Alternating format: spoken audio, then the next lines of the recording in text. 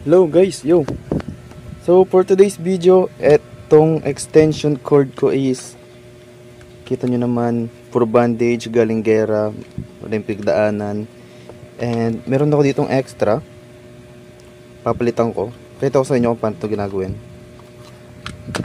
So just in case meron din kayong sirang extension, pwede itong gawing reference kung paano nyo siya papalitan. So first is eto. Kita mo, puro electrical tape lang kasi niremedyohan ko for the meantime para magamit lang namin pansamantala.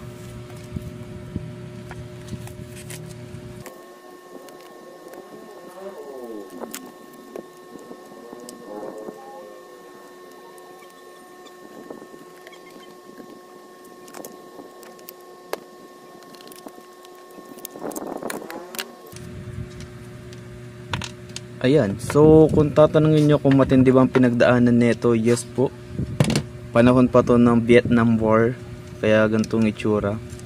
So, palit ako na mas maayos and mas magandang extension.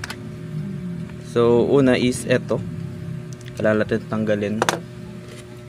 Simple lang naman, screwdriver lang yan.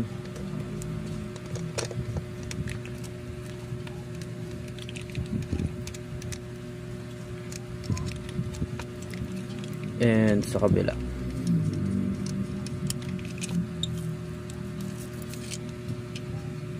So kita nyo stranded tong wire na to, pero okay lang naman yan. Then ito is wala na siya, tapon na natin. Ako mas gusto ko na niro-roll yung muna to bago siya ikabit sa kung san-san. Pero depende na lang kung saan kayo mas komportable, kung stranded or solid wire ang gagamitin.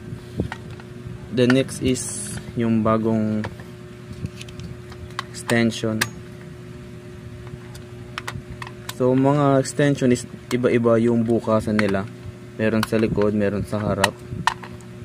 So sa eksena nito is nasa likod yung kanya.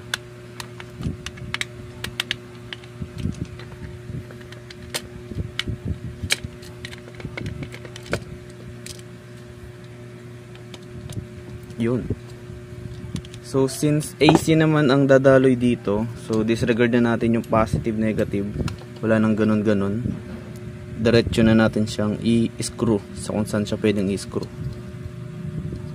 Ang kailangan lang iwasan is wag magdikit ang dalawang terminal.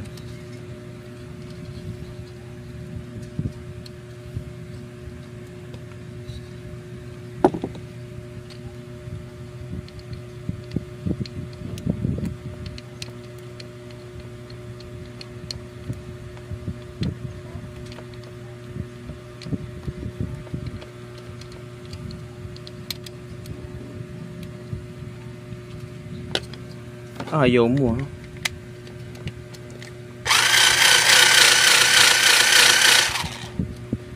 No ka. Yun, kumapit.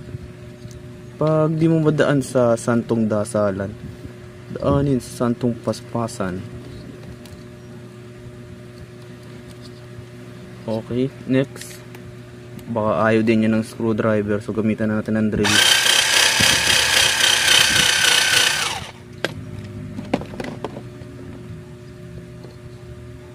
You know.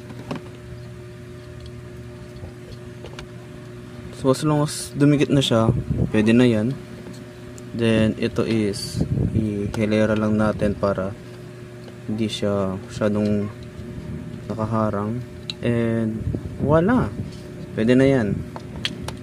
Sara na lang uli.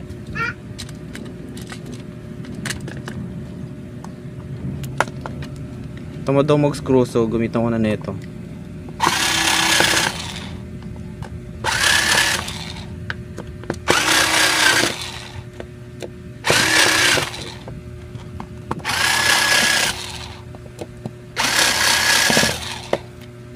You know. Okay, so naikabit na natin. May bago na tayong extension. So testing na natin.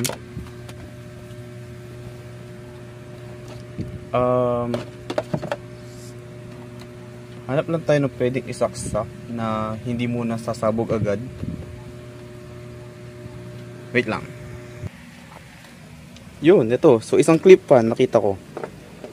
Try natin saksak tong extension na inayos lang natin. Saksak natin sa isang outlet. And wala namang umuusok, wala nag-spark. So, okay, convincing. Then, try natin. Umikot. So, success. Palitan siya ng walang problema. Wala rin ako naamoy na mukhang nasusunog. So, okay na. Unang plug, okay. Ikalawa, okay. Ikatlo, okay. And last, okay.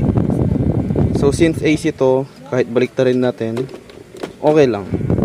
Walang problema. So, yun. Simple lang magpalit pero patnubay pa rin ng mga electrician at nakatandang kailangan and do at your own risk. So yun lang, salamat.